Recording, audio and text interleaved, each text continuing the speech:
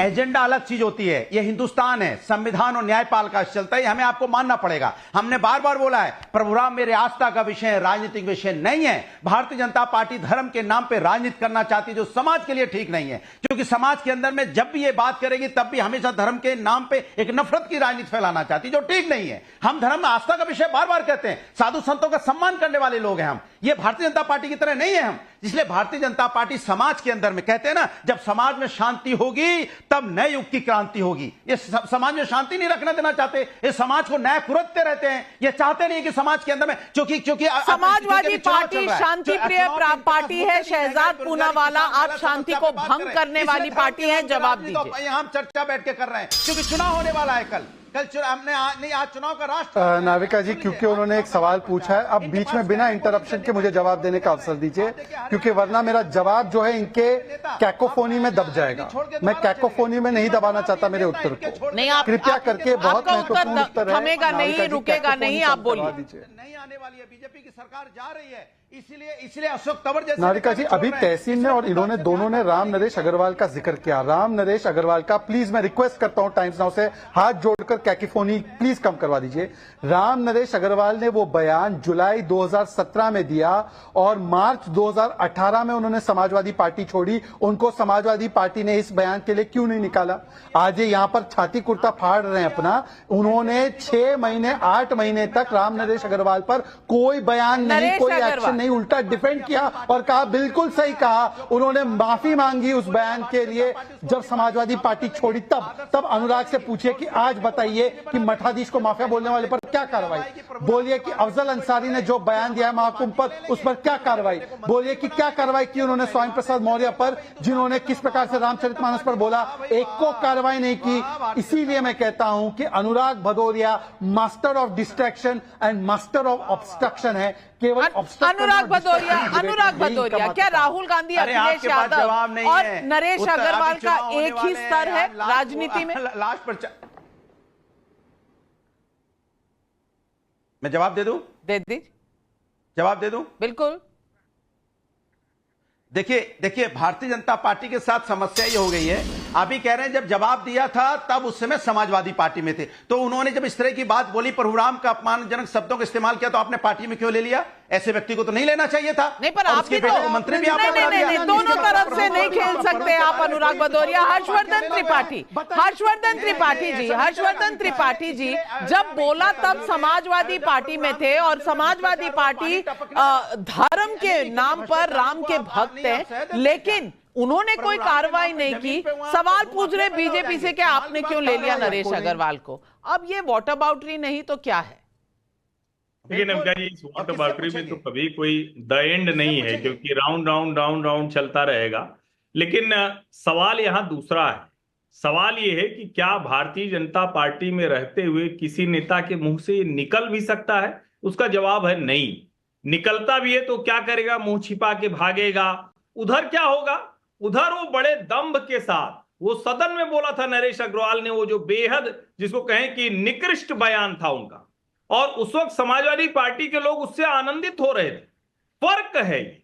और अभी भी लगातार जो हिंदू धर्म संस्कृति सभ्यता पर हमला होता है, अभी क्या हुआ? किसी एक महिला के साथ कोई गलत काम हुआ और क्या कह दिया उदित राज ने? राम मंदिर को ही गिरा दो। यानी पहले राम मंदिर बनने नहीं देना है, बन गया है तो उसे गिरा दो। और अभी कोई कह रहा था, शायद रवि भाई कह रहे थे, बुद्धिमान व्यक्ति हैं ये, इन्होंने कहा कि जग्गी वासुदेव का पास्ट बड़ा वैसा रहा है। अब मदर टेरेसा पे मैंने सुना नहीं कभी आपको बड़े पास्ट की, उनकी भी बड़ी चर्चा होती है। और मेरा ये मानना है, मैं मानती हूँ मदर टेरेसा को भी इससे बाहर रखना चाहिए, मदर टेरेसा को भी इससे बाहर रखना चाहिए। लेकिन देश के जो लोग हैं वो समझ रहे हैं कि ये कहाँ जा रहा है और सवाल क्या है। नहीं, इस तरह की बात ना कहें। नहीं, किसी धर्म को मत ड्रैग करें। नहीं, नाविका जी सुनिए ना, मुझे पता है, मैं खुद मुस्लिम हूँ। मेरी बात पूरी हो जाने दीजिए, क्योंकि आपने मुझे रोका है तो मैं क्लैरिफाई कर दूं। तहसीन और मैं दोनों मुस्लिम हैं जन्म से। मुझे पता है मैं क्या बोल रहा हूं। पर आप सोचिए नहीं, उस आपको व्यक्ति के पता मन में होगा, क्या लेकिन पीड़ा एक होगी, नेशनल जिसके बारे में राहुल टेलीविजन गांधी पर कह रहे थे, मेरा भी मंदिर फर्ज जाने वाला- बनता है, मेरा भी फर्ज बनता नाविका, है कि मैं मुझे बोल लेने किसी दीजिए। धर्म विशेष आपका को फर्ज बनता है, एक मुझे तरफ कंप्लीट से करने दीजिए, एक ही मुझे तराजू clarify- में अच्छा, नहीं चलिए, तोलूं, मुझे लेकिन नाविका सवाल जी, ये मुझे है, बोलने मैं दीजिए। नहीं नाविका, बिल्कुल मुझे आप बोलने बोलिए, दीजिए, आप मुझे बिल्कुल अवसर तो दीजिए बोलिए, पूरी बात पर करने का। धर्म पर मुझे पूरी बात कटाक्ष करने का मत अवसर तो कीजिए। दीजिए जी। हाँ। पता है मुझे नाविका, मैं आपके शो पे कम से कम ऐसी बात नहीं करूंगा जो आपके शो के स्टैंडर्ड या गाइडलाइंस के हिसाब से ना हो, तो मुझे पूरा मौका दीजिए।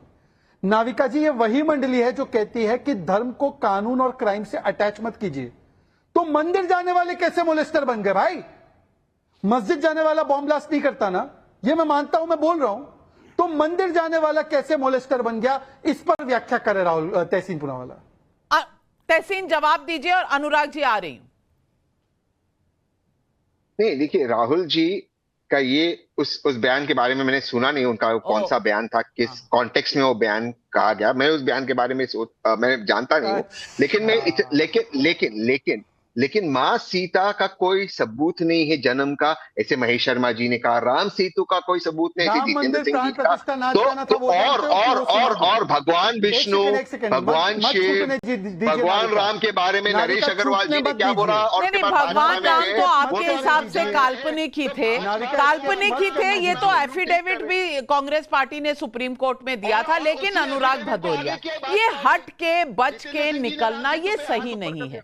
सवाल सीधा है, अगर आप सुनेंगे तो आप सुनेंगे कि सीधी तरीके से इंडिया अलायंस के जितनी पार्टीज हैं वो हिंदू धर्म पर बहुत मेहरबान रहते हैं। ऐसा मैं नहीं कह रही, ऐसा हमारे दर्शक भी महसूस करते हैं।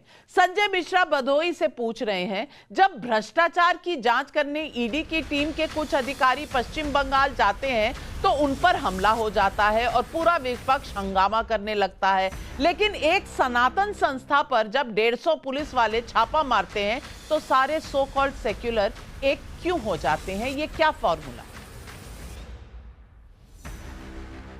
देखिए, मुझे अभी तक एक बात समझ में नहीं आई, आपका सवाल क्या है? आधे घंटे के प्रोग्राम में मैं समझ ही नहीं पाया कि आप कौन से एजेंडे पे चल रही हैं, कौन सा सवाल पूछ रही हैं। कुछ नहीं, सब गड़बड़ झाला है। मैंने कुल मिला के आप ये कहना चाहते हैं आपके लिए राज कपूर की फिल्म का एक गाना है, समझने वाले समझ गए, जो ना समझे वो क्या है, वो राज कपूर आपको बता कर गए हैं। अब आप नहीं समझे तो मैं क्या कहूं आपको? अरे आप सुनना ही नहीं चाहते।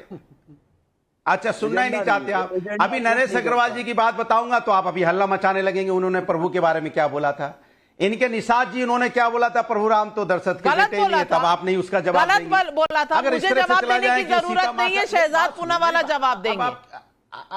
अब सुनिए तो, मुझे बोलने दीजिए, लेकिन बोलने दीजिए। लेकिन हम उसी बात को कि उन्होंने क्या बोला था, क्या ये जो निषाद इनकी पार्टी ने, इसी बात को मैं रोज बोलूं आपसे तो आपको कैसा लगेगा? इसके मतलब कि हम एजेंडा चला रहे हैं।